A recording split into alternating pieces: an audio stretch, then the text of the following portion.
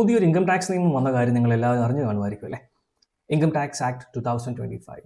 ഇതിൽ ഒരുപാട് മാറ്റങ്ങളൊന്നും വന്നിട്ടില്ല. പക്ഷെ ഇതിൽ മെയിനായിട്ട് വന്നൊരു കാര്യം എന്ന് പറഞ്ഞാൽ, പഴയ ഇൻകം ടാക്സ് ആക്ടിൽ നമ്മൾ ഉപയോഗിച്ചിരുന്ന ടേംസ് ആണ് അസസ്മെന്റ് ഇയർ, പ്രീവിയസ് ഇയർ. അതായത് ഫിനാൻഷ്യൽ ഇയർ 2024-25, സാമ്പത്തിക വർഷം 2024-25. ഇതിനെ ഇൻകം ടാക്സിൽ വിളിച്ചിരുന്നത് പ്രീവിയസ് ഇയർ എന്നാണ്. ഫിനാൻഷ്യൽ ഇയർ 24-25 പ്രീവിയസ് ഇയർ എന്ന് വിളിക്കും. അതിനുശേഷമുള്ള കൊല്ലം അതിനെ നമ്മൾ അസസ്മെന്റ് ഇയർ എന്ന് വിളിക്കും. AY എന്നാൽ നമ്മൾ ഷോർട്ട് ഫോം ആയിട്ട് ഉപയോഗിക്കുക. അസസ്മെന്റ് ഇയർ 2025-26 അങ്ങനെ നമ്മൾ പറയുക.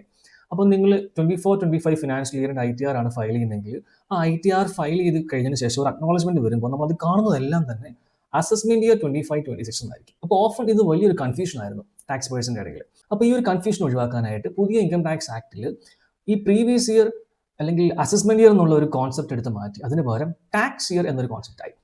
അപ്പോൾ ഇനി മുതൽ ഫിനാൻഷ്യൽ ഇയറിനെ നമ്മൾ ഇൻകം ടാക്സ് നിയമപ്രകാരം ടാക്സ് ഇയർ എന്നായിരിക്കും വിളിക്കുക. അപ്പോൾ ഫിനാൻഷ്യൽ ഇയർ 25-26 ഈ നടപ്പ് സാമ്പത്തിക വർഷത്തിൽ നമ്മൾ ടാക്സ് ഇയർ 25-26 എന്നായിരിക്കും വിളിക്കുക.